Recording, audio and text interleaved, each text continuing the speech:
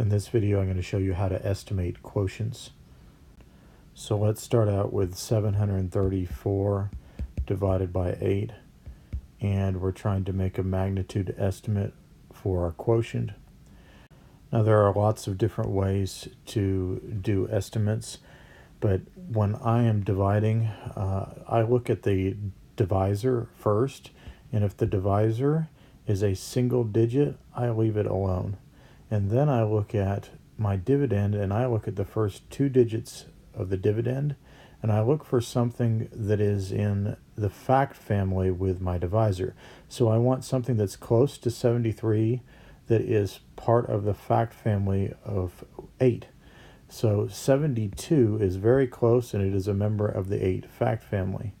I'm going to change the 4 to a 0. So basically what I'm doing right here is I rounded my 734 to 720. That ensured that I have a fact family that is going to work with 8. So now I can just do my extended division facts. 72 divided by 8 is 9. And this 0, which represents a 10, divided by 1 is 10. So I need 1 0 in my quotient. So 734 divided by 8 should be approximately equal to 90. So let's look at another example. Let's say I have 4,264 divided by 9, and I want to make a magnitude estimate for my quotient. I'm going to leave the divisor of 9 alone because I know my multiples of 9. I'm going to look at the first two digits of the dividend, and I'm going to look for something that is in the fact family with 9. 45 is very close to 42, and it is part of the fact family with 9. My last two digits I'm going to change to zeros so that I can round this off into an extended division fact. So now I can do 45 divided by 9, which equals 5, and I have two 10s that need to remain in my quotient. So my magnitude estimate is approximately 500. So let's look at an example using decimals. Let's say we have 3,245, and I'm dividing that into groups of, let's say, 8.95, 8 and 95 hundredths, and I want to make a magnitude estimate for approximately the size of my quotient. So in the last couple of examples, I said to leave the divisor alone, but in this case, I want to round my divisor because I don't know my multiples of 8 and 95 hundredths. So I want to round my divisor either to a multiple of 10 or to a single digit number. And in this case, 8 and 95 hundredths is very close to 9, and I know my multiples of 9. So I'm going to round it to 9, and then I'm going to uncover the first couple digits of my dividend, and I'm going to look for something that is in the fact family with 9. So a fact family with 9 would be 27 or 36. I'm going to use 36 because that's only 4 away from 32, and 27 is 5 away from 32. The 4 and the 5 I'm going to change to 0 so that I round this off into an extended division fact. 36 divided by 9 is 4, and I have two 10s left in my quotient. So my magnitude estimate is approximately 400.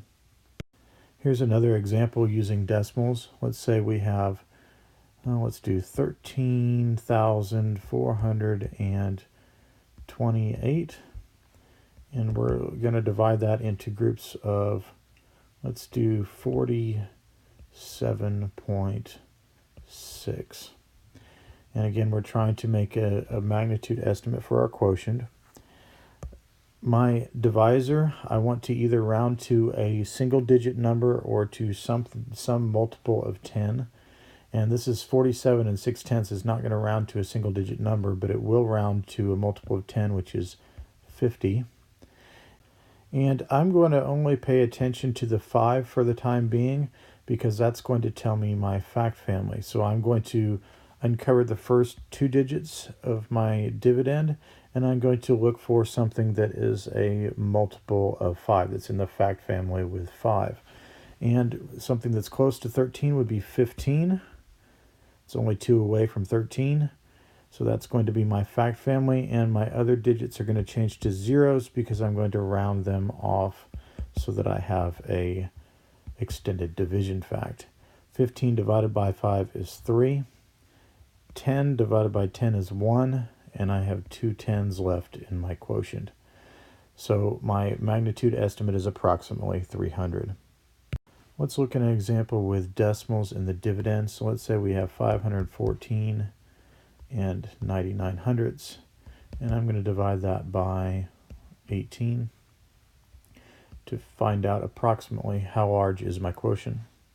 Now, before I get into my actual estimation number problem, consider that this number is greater than 500 and I'm dividing it by 18. So this decimal part here, the 99 hundredths, this part right here, is less than one whole. So when I take less than one whole and split it into 18 groups, I'm going to get a very, very small quotient for that. So because that part is going to be very, very small, it's going to be insignificant to my problem. So I'm going to ignore the entire decimal part of my problem, and I'm going to think of this as 514 divided by 18. Just like I did in the last examples, I'm going to look for a way to round my divisor either to a single digit or to a multiple of 10. In this case, it's going to round to 20. I'm going to just look at the 2 because that's going to tell me the fact family that I'm looking for. And I'm going to underline the first couple digits of the dividend and look for something that's close to a multiple of 2. So in this case, I could either use 50, which is a multiple of 2, or I could have even used 52. In both cases, the 4 would change to a 0 so that I would have an extended division fact. So in the first case right here, I'd have 50 divided by 2, which is 25. And then this 10 divides by this 10 and equals 1. And in my second case, I'd have 52 divided by 2, which equals 26. And these two tens end up canceling each other out. Let's look at one more example with decimals in the dividend. So let's say we have 843 and 5/10, and I'm splitting that into groups of 72.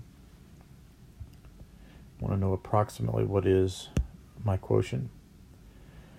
Just like I did last time, if my dividend is over 800 and then I have 5/10 as a decimal on there, that 5/10 is rather insignificant when I compare it to the 800 that I am also going to be estimating. So I'm going to ignore my decimal here, and I'm going to think of it as 843 divided by 72. I'm going to round the 72 to 70. My fact family will be 7. I'm going to uncover the first 2 digits of my dividend, 84, and I'm going to look for something that's close to 84 that is in the fact family of 7. And in this case, 84 already is a fact family with 7, so I'll leave it alone.